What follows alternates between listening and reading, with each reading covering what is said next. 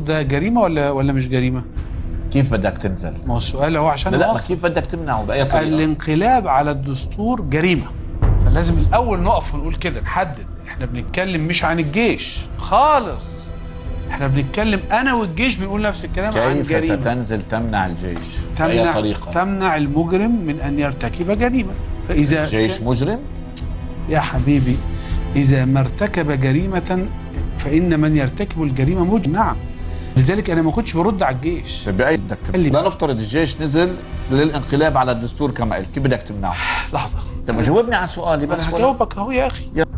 أنا ما كنتش بجاوب في ده على الجيش، ده أنا كنت بجاوب على فئات سياسية تطالب الجيش بالانقلاب على الدستور.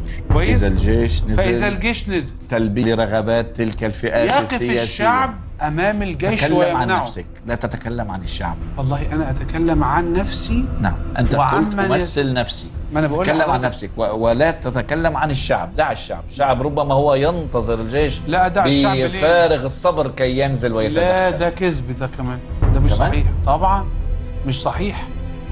استفتوا الناس بكرة، أنا موافق تستفتي الناس. هو أستاذ طني، ما هي ثورة 25 يناير؟ طيب ما جوهره؟ لا لحظة على سؤالي قبل. لا قبل الإجابة على السؤال. كيف ستمنعون الجيش؟ ثورة 25 يناير أن السلطة كانت في يد المؤسسة العسكرية، صارت في يد الشعب.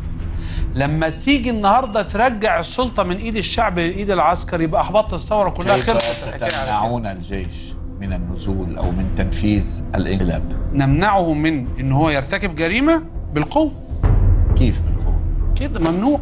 بشو؟ زي ثورة 25 يناير. بشو؟ بالاحتشاد، بالاعتصام، بالمنع. وإذا استعمل القوة؟ نستعمل القوة. هل لديكم؟ لدينا مهج وأرواح نقدمها في سبيل الله. لدينا أننا لا نقبل الضيم، عاهدنا الله ألا نقبل ظلما. هو نازل يعمل حق ولا نازل يرتكب جريمة؟ أنا عشان كده سألتك في الأول.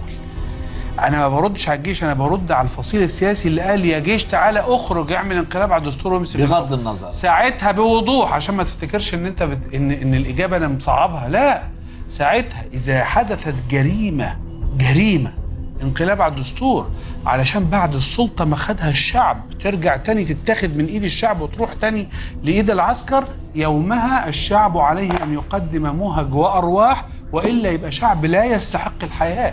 الشعب الذي ده الايرانيين يا راجل، لما قامت ثوره ايران قبل ما يجي الخميني ايران ضربوهم بالطائرات، وكان يخرج 10,000 فيقتلوا، فيخرج غيرهم حتى سقط الشاه.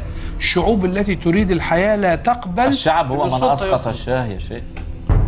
امال مين؟ هو اللي هناك دول يعني لمجرد انهم تبع نظام ديني يبقى ما بقوش شعب؟ خلاص جردتوهم خلاص. اللي كانوا مع الشاه ما كانوا الشعب؟ اللي كانوا مع الشاه كانوا شعبا مجرما او سلبيا. ده وده موجودين، وهناك شعب ثار على الظلم. أنا لست من الشعب المجرم ولست من الشعب السلبي، أنا من الشعب الذي يأبى الضيم، والذي يتحدث عن مؤامرة أمريكية فرنسية في ذلك الانقلاب الذي حصل. وارد أيضا، وفي ثورة 25 يناير لازم نفحص أيضا، وارد. كل هذه أمور واردة. أنت تشكك أيضا أنه ممكن بثورة 25 يناير يكون في أيادي غريبة؟ أنا بتكلم عن المبدأ، إن هذه الأمور ثقافيا لازم نفحص. لنستمع إلى رد الجيش على تصريحاتك حين قال حسب مصدر عسكري بارز فأن قيادات داخل القوات المسلحة طالبت برد حاسم على أبو إسماعيل وإحالة أي شخص يهين المؤسسة العسكرية إلى النيابة العسكرية فورا. وقال المصدر فاض بنا الكيل من محاولات إقحامنا في السياسة، وهذه المرة الثانية في أقل من أسبوع التي يقوم فيها أبو إسماعيل بتهديد القوات المسلحة، ونحن قادرون على ردع أي قوة تحاول تهديدنا مهما كانت، ولن نلتفت إلى مهاترات أبو إسماعيل. مضيفا أن الفريق أول عبد الفتاح السيسي أبلغ الرئيس مرسي غضبه من تلك التصريحات ضد القوات المسلحة. وأضاف المصدر العسكري نعد ملفا كاملا عن تصريحات أبو إسماعيل لرفعه إلى القيادات ثم رئاسة الجمهورية بسبب خطورتها على الأمن القومي. وتابع لا أبو إسماعيل ولا غيره قادر على تهديدنا، وما يفعله أبو إسماعيل وأنصاره هو مجرد مهاترات سياسية لا دخل للقوات المسلحة بها. شفت التخريف بقى؟ تخريف؟ طبعا عشان تعرف شوف كده اول سطر مين اللي قال كده؟ مش معروف. مصدر عسكري. مصدر عسكري. مين اللي يقول كده؟ واحد قال لك انا هكتب كلمتين. تخاريف. اذا عم بتقول اذا الجيش نزل بالقوه نحن رح ننزل قباله بالقوه.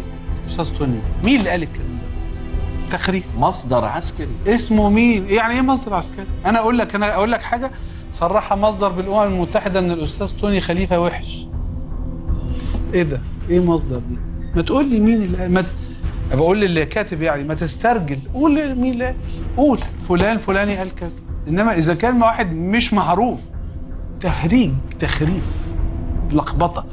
ده نمره واحد. نمره اتنين، انا ليس عندي ولا تصريح واحد الا يمجد في الجيش، ولا تصريح واحد، واتحداهم على ملأ من الناس. انا بقول اذا ما ارتكبت جريمه. عايزني اقول اذا ما ارتكبت جريمه فانني ساترك من يرتكبها؟ لا. ولذلك ليس عندي تصريحات، وانا بتحدى لكن كلمه جريمه لفعل قد يقوم به الجيش كبيره. يا سلام، كبيره. ما هو ده اللي ضيعنا يا بيه، هو الطريقه دي. هو انتوا يا عرب، انتوا اللي ضيعتونا. انت مش عربي؟ وانا عربي.